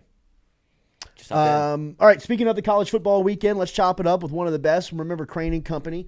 You can find them on YouTube. They're a daily show as well that you can find out there. They're on social media as well, and he's here with us every Friday morning talking about and recapping the weekend. Jay, good morning. How are you? Man, doing great. I mean, obviously we're in week 12 now. It's amazing how the college football season always flies by, whether you're a fan, whether you're a coach, or whether you're a player. But some juicy matchups this weekend, getting ready for obviously rivalry week coming up next week.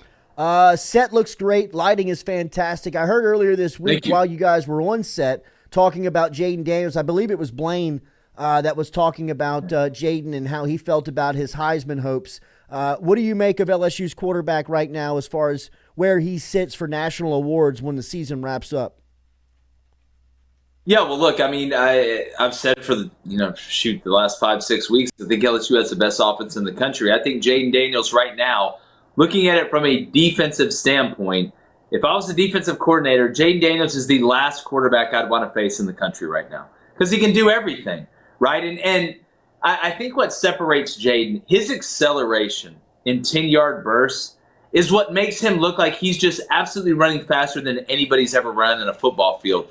But I think it comes down to how you view the Heisman, right?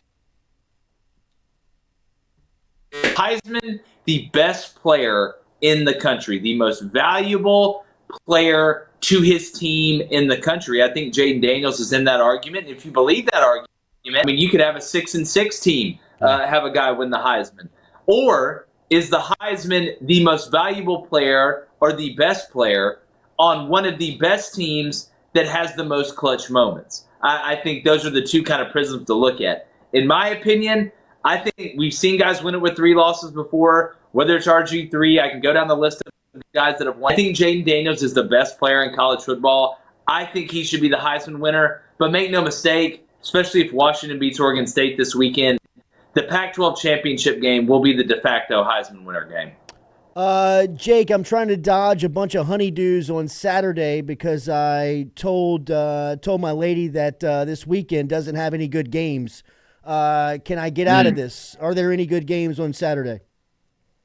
Yeah, well, look, you can do what Walter White did in Breaking Bad. Just walk naked into a grocery store or a gas station and then have her come pick you up and say you had like some amnesia or something like that. Yeah, man, there's some sneaky good ones, I think. Obviously the low-hanging fruit is look at Washington and Oregon State, a game in which Oregon State's actually favored. I don't know if a lot of people realize that. Obviously, Georgia, Tennessee. I think Kansas State could be very interesting. Hell, I think Florida, Kentucky, and South Carolina is going to be pretty interesting there in Columbia. But yeah, I mean, you have some cupcake games. I mean, Bama's going to sacrifice UT Chattanooga to the college football gods. I mean, you've got some Utah and Arizona. I think out in the Pac-12 could end up being a heck of a game. And you look at Cincinnati, West Virginia. So listen, Jordy, if you need me to write a letter, I can do something. Your wife. You say, listen, there's been a mistake made. There's been an accounting error. Apparently, this is the greatest weekend ever for college football. Emergency text from Crain, 8 o'clock Saturday morning. I'll be waiting on it. Got to do a live stream. Yeah, we got a Pongo alert. Everybody's panicking. Right. I got to go. I got to get out of here. UCLA at USC is another one on Saturday. I've heard murmurs that Chip Kelly could be out. Is that real out in Westwood? Yeah, I think it's legitimately real. I think there's a better chance he ends up out than he sticks around for their first year in the Big Ten next year. I see USC winning this game as kind of off the cliff as it's fallen for USC and how bad they are defensively. It's fallen even harder for UCLA. I mean, earlier in the year, we were praising him. They're like, hey, look at Chip Kelly and his versatility as a head coach. He can win games with a defensive team, too. Well, the offense has gotten progressively worse. Dante Moore's still got a long way to go. I know they lost a lot with Charbonnet and DTR. I can go down the list. But UCLA is a bad football team, and Chip Kelly's he's not a great recruiter, right? That's not his bag. And going into the Big Ten, I think it'd probably behoove UCLA and Chip Kelly, honestly, if they did part ways, and I see that happening. I think him and Sam Pittman are the next guys on the chopping block, and probably Tom Allen from Indiana. You brought up Georgia, Tennessee. Any chance this thing's close? Well, Jordy, you know how it goes. There's always a chance. I mean, Georgia's due to play bad. I feel like we're saying that every week, and they keep showing us who they really are. I just don't trust Joe Milton to make the routine throws. Like last week, he put up some decent numbers against Missouri, but look at how many slants he overthrew. Yeah. Look at how many wide-open digs he missed. He doesn't make the routine plays routine. We have a saying in baseball, you can't give them more than 27 outs. When you start giving them more than 27 outs, your margin for error decreases a ton on your side. And it just seems like Joe Milton doesn't make the routine throws routine, and it throws him off schedule, and you get good Joe Milton, you get bad Joe Milton. I just feel like Georgia, that G stands for gravity. I actually think the Dogs cover.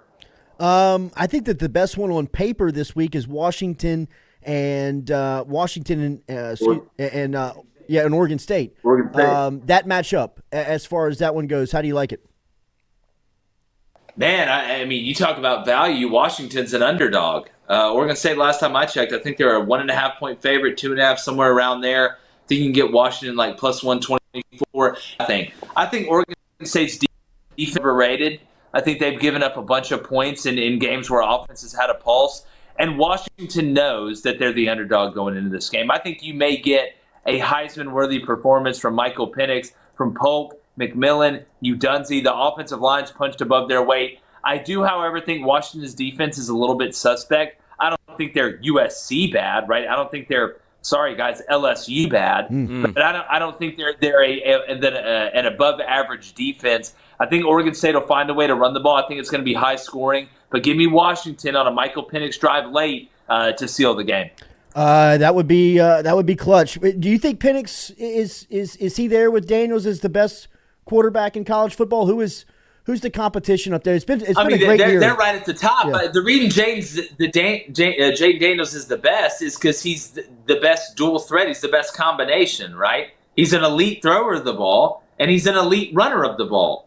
For example, Michael Penix can run well enough to scare you, but he's not an elite runner. Now, does he have a better arm than Jayden Daniels? Yes, but I think Jayden Daniels is better as a runner than Michael Penix is by a lot, and I don't think Michael Penix is better as a thrower than Jayden Daniels is by a lot. Just like I think Bo Nix is a better thrower than Jayden Daniels. by a little bit, but Jayden Daniels is a much better runner. I mean, the running aspect for Jayden, he just got to know when to slide and when to get out of bounds. I swear sometimes he thinks he's Josh Allen's size with the way he handles his body, and he's not. So to me, I think Jayden Daniels is the best blend of passing and running. Jake Crain from Crain and Company. You can find him online at JakeCrain_ on social media. They are on YouTube. They got a great show that you can follow there. One more. Bama's path to the playoff. I know you guys were talking about it this morning. How do you see it? Well, they don't control their own destiny. I mean, I think you're going to get at least 2 undefeated teams in. Probably Florida State from the ACC and obviously one of Michigan or Ohio State from the Big Ten. So that leaves you with 2 spots. And look, anything can happen. I'm just thinking about the most likely. I do think that it comes down, if you're Alabama, you're a huge Iowa State fan this weekend. If it doesn't work out and they don't beat Texas, you're a huge Texas Tech fan next weekend. Because if Texas wins out, you have 2 undefeated teams, and then you have a 1-loss Pac-12 team or an undefeated Washington. Bama's not getting in. The biggest problem they got to get rid of is Texas. Is because out of all the 1-loss teams, we can sit here and have a debate at the end. If Alabama, which they got to beat Georgia, which is no small task, if Alabama has 1 loss and Oregon has 1 loss, that's a legitimate debate. Now, Oregon is ranked higher right now in the college football playoff rankings than Alabama is, so that's a problem. But that's not nearly the size problem of that Texas is to Alabama, because obviously Texas has that tiebreaker. So they need some help. I think you're going to see a little bit of carnage. Alabama, if they do beat Georgia, I think they're going to find their way in, but they do not control their own destiny. Last one, this Texas A&M job is open right now. Jeff Traylor yesterday interviewed for it. What are some of the names that you like there? Who do you see Ross Bjork landing on? Man, look, I think that the right choice is Urban Meyer. And some people say, oh, no, Urban Meyer. A lot of people, man, when it comes to Urban Meyer, a lot of people like Bobby Boucher's mom. They're like, oh, he's the devil. Yet I see him on Fox every Saturday wearing his Bond villain glasses. Like, if this guy was Kim Jong-un like some of y'all thought he was, he wouldn't be on Big Noon Kickoff. He's itching to get back. I don't think you'd have to break the bank to get him. And he's the best proven commodity out there. And the best part about the fit is, one, it'll be a PR hit, but look at what's going on in Michigan right now. You can kind of bury it a little bit. We're going to the college football playoff, and nobody's ever been the golden goose at Texas A&M. Mm-hmm. Even when Urban was at Florida, Spurrier had done that before. Even when he was at Ohio State, multiple guys had done it before. At Texas A&M, you're their Moses. You're leading them out of the desert, right? That could be you. This could be us. Damn, like that Mandy Moore show. Right? That's why I put that meme out the other day from the Diary of the Wimpy Kid. You know, Jeff Traylor, nobody's getting excited about Jeff Traylor. Yeah. Like, right? Nobody's getting excited about that. Like, Mike Elko, we'll see. Did you fire Jimbo and not let the buyout drop to hire Mike Elko? Jimbo, the false prophet. Yeah, dude, I'm telling you, man, Urban Meyer. That's the move. If A&M's really serious about it, if y'all sick of being the butt of every joke, if y'all sick of not winning a natty since before Dick Winters and the boys dropped into Normandy, go hire somebody who may not be the nicest guy in the world, but guess what? I'll let you in on a little hint. Most of these guys aren't really the greatest guys in the world. Surprise, surprise. Like, I don't know, everybody else in every other job. Later, buddy. Have a great weekend. Good to see you. Y'all be good. Jake Crain and Company. Shit, hire Crain. He just talked me into Urban Meyer. If Urban Meyer can go if Urban Meyer can go over there and be Moses, that's all you got to tell him.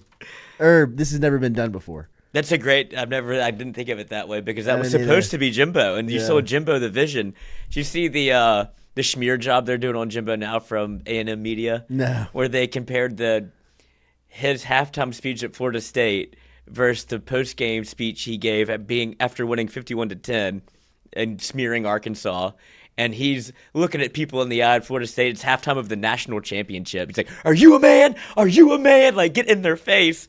And after Arkansas, he's like, good one, clap it up, boys. It's like, this is not the same situation. Yeah, like, right. you're killing this guy. Check his bank account those 2 days, too. Right. That's what they were trying to do. It's like, oh, this man's lost his passion for the job. It's like, they're up 40 and it's over versus I'm fighting for my goddamn life out here. First ring. Yes. Remember City Cafe. They want to take care of you for Thanksgiving. Our friends over at City Cafe, citycafebr.net is where you can find them online. They're taking care of your turkey dinner, your sides, all for next week. If you want City Cafe to take care of that for you, they feed 10 to 12, citycafebr.net. We'll talk to Ben Mintz, get his winners next here on the Jordy Culotta Show, live, built by R&B Builders.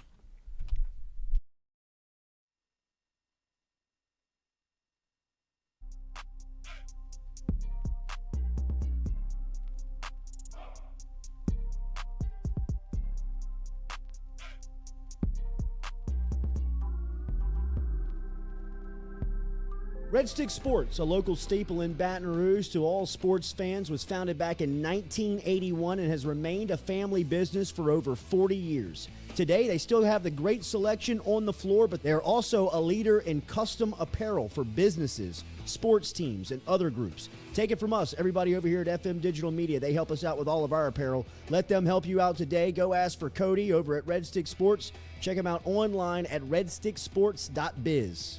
The Jordy Culotta Show is brought to you by A-Bears Lawn Maintenance. Commercial or residential, A-Bears Lawn Maintenance is ready to work. A-Bears can tackle all your homeowners association requirements. Call Blake at 225-485-8022. A-Bears Lawn Maintenance. In a wreck, Gordon McKernan Injury Attorneys is ready to go to work for you. Come meet your team. I'm your intake specialist. I coordinate your case and connect you with your attorney and paralegal. That's us, your legal team. Thanks. And we'll fight to get you every dollar you deserve. I'm your settlements and disbursement manager, and I'm here to get you paid on time. I'm attorney Gordon McKernan. Put our team to work today. Just call us. Get it done. Hey Tiger fans, when you're traveling through Natchez, Mississippi, make sure to visit Tom and Wright Granning at Go-Mart and On The Go Deli, where you can fill up your tank and your belly. Go-Mart has clean restrooms, community coffee, an awesome beer cave, and a great selection of anything you may need on your trip. Located at 4 Sergeant Prentice Drive as you're entering Natchez on the left. Also stop by Wardo's Po' Boys at 309 North Broadway on the beautiful Natchez Bluff, where the Po' Boys are so good you'll swear you're in Cajun country. At Ochsner, we know healing is a team sport. That's why we've partnered with world-renowned orthopedic surgeon Dr. James Andrews to create the Ochsner Andrews Orthopedics and Sports Medicine Institute. Whether you're a professional athlete or a weekend warrior, our team of specialists are dedicated to getting you back in the game. So whatever your reasons are for reaching your personal best, we've only got one. You. Ochsner Andrews Institute. Long live you. All right, buddy. Make it a good shot. Oh, yeah.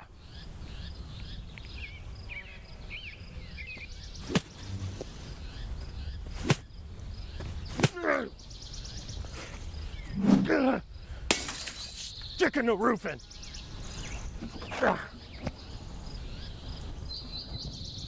a hole in your roof, or a whole new roof, go roof. Roof, roof, go roof. Hey, Greg, the roof up? Roof's up. Roof's up. Roof's up. Roof's up. Roof's up. Roof's up. Beautiful roof every single time. True. True. Well, the Ochsner Andrews Sports Medicine Institute collaborative effort was an idea from Dr. Andrews and myself to bring together two great names, the Andrews name and the Ochsner name, to elevate the quality of care for athletes in the state of Louisiana, where he's from. I always thought I would come back to Louisiana and practice orthopedics with my subspecialty being sports medicine. This was an opportunity through Ochsner's to come back and work the entire state to help develop and take sports medicine to a new level. As an orthopedic surgeon, what this means in the future in terms of, access for our community to the type of care that Dr. Andrews pioneered, words can't describe how valuable that is. Ochsner has a great opportunity here to really grow, and Dr. Burnham, of course, is the mainstay of making that happen. If you want to have first-class sports medicine care, check in with Dr. Burnham and his group, and you'll be more than impressed and pleased. I'm Tom Granick with Go-Mart and Wardo's Po' Boys in Natchez, Mississippi. On behalf of the Granick family, we invite you to run, walk, or stroll in the second annual Rudolph Roll. Held on the beautiful Natchez Bluff, this holiday event will kick off at 8 a.m. on December 9th and will include a 10K, 5K, and 1 mile kids fun run. Along with the race, there will be live music, drinks, and of course, po' boys. We're looking forward to an even bigger party this year. For more information, please check out the link on Wardo's Facebook page or scan the QR code. Hope to see y'all there.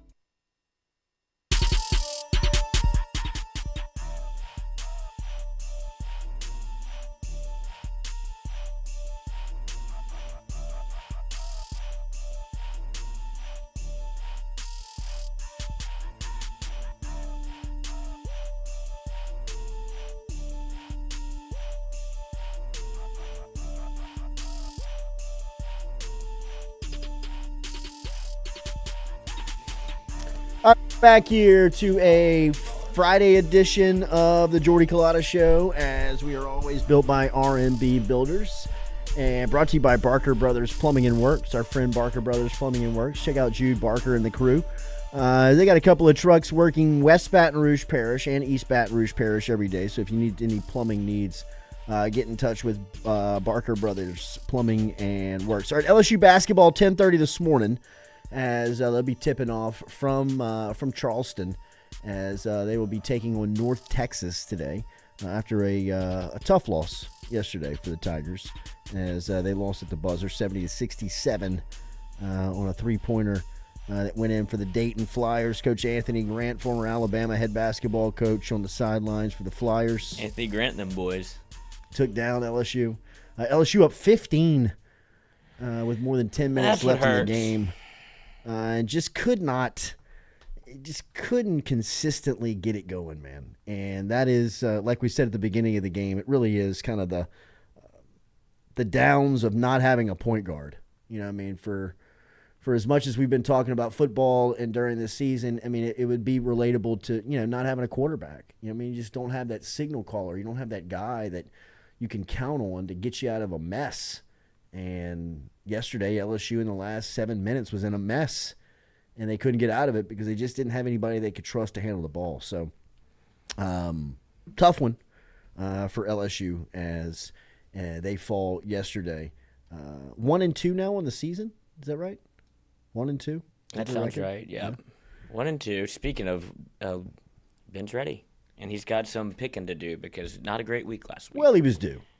I know. I mean, that's how things work. After I worked with Jimmy Ott, I understand the other foot. At some point, it's going to drop. Don't tell that to Ott, though. It's going to drop. Yeah, right. I'm going to win. Well, I mean, that's what makes people like Ott and Mintz great at what their craft is. That's going to halt them. A week down is not going to throw them back. They're coming back firing at them this weekend. Benny and the Bets every weekend here.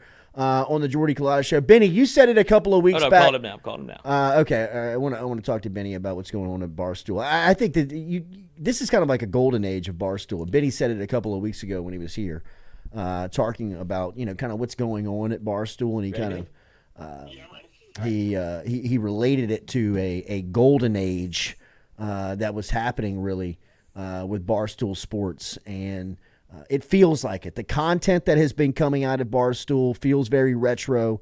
You can feel Dave is re-energized and reinvigorated and implemented himself back into the content. Benny's around. Megan Making Money is up in there. PFT. It's everybody, man. I mean, everybody. It's kind of a who's who. It's the all-star cast of Barstool up in Chicago. And Benny, you said it a couple of weeks ago. It might have been last week on our hit. Where you said it kind of feels like the golden age. It kind of feels like a moment in time that the documentary is going to be great. This is going to be the chapters of the book that everybody are going to love to read because it feels like what's happening right now at Barstool is just re-energizing the crowd. I totally agree. I said that last week. I feel it this week too.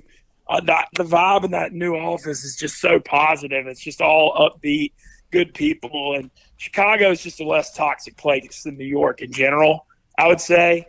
But yeah, just the content's great. I'm kind of settled in my new place now, and we're starting to get a lot of meetings this week about bringing Wake Up Mintzzy back, the production and everything that's going to look like, and that's coming soon in the next few weeks. I'm super excited about that. I mean, I feel like people are already tailgating in the parking lot for the return show after everything that happened this year. Scheduled for the first of the month.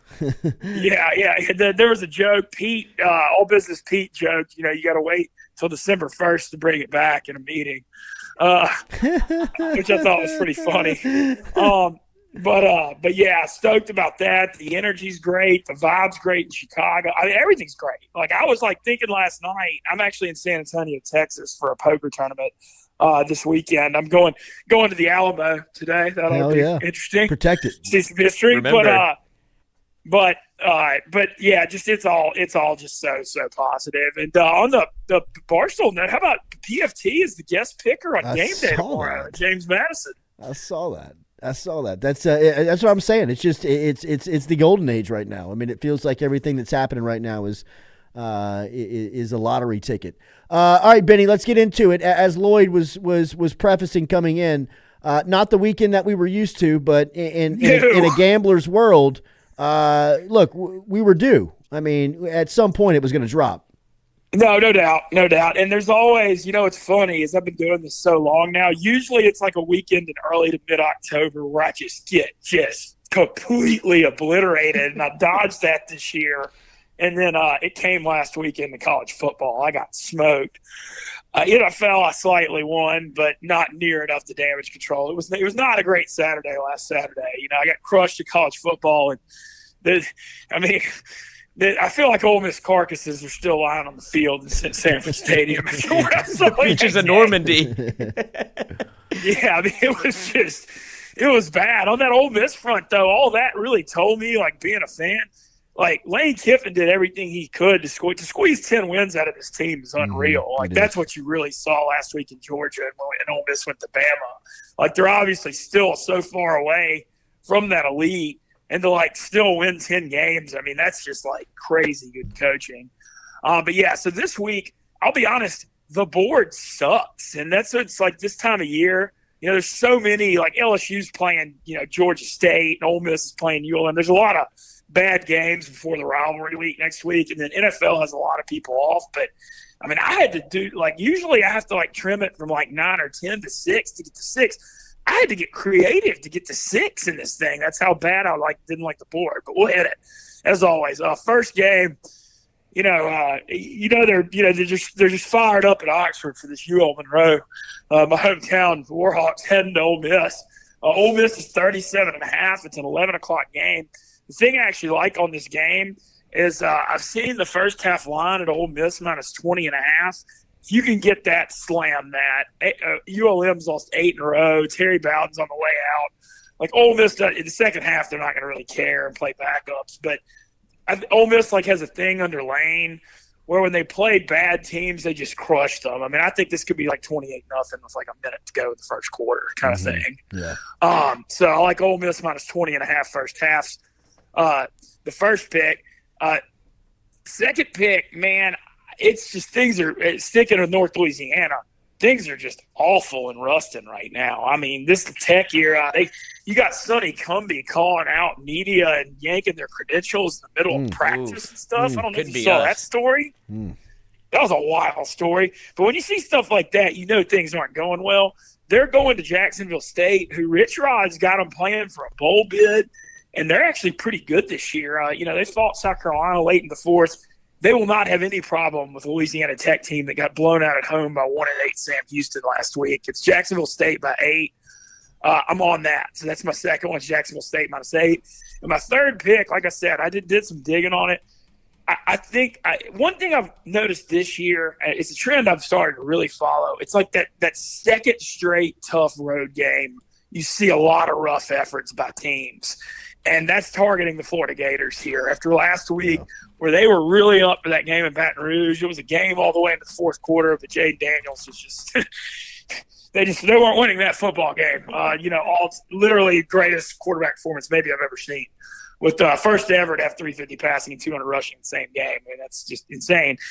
I think that's kind of like a heartbreaker for Florida to get that up for that LSU, and now you're going to Columbia, Missouri against a Missouri team that is lava hot. Good God. They beat Tennessee by 29 last week. Missouri's 11.5 in this game. but I don't think Florida's going to be near as up after what happened last week. And they've had a tough year, and I don't think things are going well in Napier. So I like Missouri minus 11.5 here. I think Missouri kind of blows them out here. Wow. So that's my third college game. Going to the NFL, first play, man, the C.J. Stroud thing is wild. I mean, I don't even know who the heck he's throwing to. You got a rookie and Tank Dell from Houston. Noah Brown couldn't get on the field at Ohio State for the Cowboys, and now he's getting 100 yards every week. You know, what is happening? He's in the MVP conversation as a rookie. I agree. I never seen anything like it. And they're taking on Arizona, who got Kyler Murray back. I think this game could get wild. 47.5 doesn't seem like near enough to me. Yeah, I don't think this 47.5 seems like near enough. Indoor game with Murray against Stroud, I think it should be like 52 or 53 from what I've been seeing. So, banging over 47.5 there. Then the next play in NFL, we're going, even though the system failed me last week, the system failed, but I just can't give up that easily on this Jordan Love under thing. It's 43.5. It's Chargers at Green Bay. You know, I feel like it's a good spot. The Chargers had that crazy shootout against the Lions last week, but now they go up to Green Bay, usually cold weather. I don't know. 43.5 just feels high to me. So I'm going under on that. If Jordan Love gets me with the second straight over, then God bless him. And then my third and final pick. Yeah, it's the system. You got to trust the system. It's a system play. If you got a model, you trust the model. And then the final pick I've got, I really like, and I usually don't like laying double digits in pro football, but I think Miami is going to just kill the Raiders. I mean, the Raiders are 2-0 under Pierce. They're starting a rookie in Aiden O'Connell. And, yeah, they're 2-0, but that's against the Giants and Jets who, like, literally can't get first downs right now. And they win 16-12. Like, they're getting 12 at Miami. I think Miami might win this game. Like, Miami might win this game 41-10. I mean, this is like they've been killing people at home all year. They're off a bye from that loss in Germany. And I just don't see how the Raiders can score with them at all. So Miami's my third pick. Benny and the bets. I like him. You were digging for him. Had to do some research. But just to recap, we got Ole Miss first half line minus 20.5 versus UL Monroe on Saturday. Jacksonville State up in North Louisiana taking on Louisiana Tech where the wheels are falling off up in Ruston minus 8 right now. What was the Mizzou line? Missouri 11.5. Mizzou minus 11.5. At home, taking on Florida in an SEC Eastern Division race. He likes Missouri, the home team there. Houston and Arizona over the 47.5. Kyler Murray and C.J. Stroud going back and forth on Sunday in NFL action. Looking for a lot of points there at 47.5. Green Bay under. What's the number again there, Mitzi? 43.5. Jeez, 43.5 on the Green Bay under. And then Miami minus the 12 at home versus Vegas as the Dolphins could rout Las Vegas here after a 2-0 start under interim Antonio Pierce. Enjoy San Antonio this weekend, Yeah, Benny. the only other comment I want to make before I get off, this Georgia-Tennessee game, I considered it. I didn't quite have the nuts to take Tennessee on here, but I smell a rat. Everybody, after Georgia won by 35 and Tennessee lost by 29 at Missouri, every, Tom, Dick, and Harry in the world is going to take Georgia laying 10 on the road. Kneeling here, and I'm not saying Tennessee wins. I don't know. I just think they'll fight. I just feel like Georgia minus 10 feels like the rat sucker line of the week. I feel the same way about the Oregon State game, where it's Oregon State, Washington. I don't know what's going to happen in that one. But the line I've been flip back and forth. Like, Oregon State's been so tough at home all year in the last few years. But it feels like every Tom, Dick, and Harry is on it, though. That one's tough. Mincy, we will be monitoring. We'll be checking back in next week. Have a great weekend. Yeah, absolutely. There he is, Ben Mintz, checking in this morning from Barstool Sports. He is over in San Antonio. He's at a poker tournament this weekend. As the Alamo. What do you expect? Is that worth it? What else is in San Antonio? Wimbanyana. Oh, yeah. Chuck made that famous. The Riverwalk. Churros. And Wimbanyana. I mean, outside of New Orleans and Memphis, it has to be the smallest market in the league, right? New Orleans, Memphis, maybe Milwaukee's a pretty big market. Minnesota. I mean, not. I don't know what's up there. But I mean, yeah, that feels like a kind of dynastic run under pop. gosh. That's where it's kind of like the New England. Like, what else do you got? It's like, this is our identity. Right. Spurs basketball and the Alamo. Webb and Maybe Giannis Crockett. for real. Yeah, I mean, you know who's not? Who's the big 7'5" white that got hurt for Oklahoma City? Chet. Oh, Chet Holmgren? I mean, he couldn't even back down Chris Paul last night. Really? Chris Paul put him on the block, or he put Chris Paul on the block, and he didn't move, and he passed it back out. And Chris Paul looked at it and was like, Yeah, bro. what is this? Are you in the league or what? No, and he's starting to look a little raggedy. He is. He's not shaving. Yeah, he is. Just, I don't know if I'm made for this league. All right, good week. We appreciate you being here. Thanks for all the interaction. Have a great weekend. Hit that like button, share button, comment button. Enjoy Tiger Stadium if you're out there. We'll be back with you Monday morning, 7 a.m. We'll be back Monday morning, 7 a.m. Have a good weekend. Absolutely. Yeah, I agree. Rich Rod, sneaky name for Texas A&M? I don't think so. I don't think so. Michigan again? No way. No way. No way. Have a good one. We'll talk to you Monday morning, 7 a.m. We appreciate you being there. R&B Builders live here from Click Your Digital. Theme music. Have a good weekend.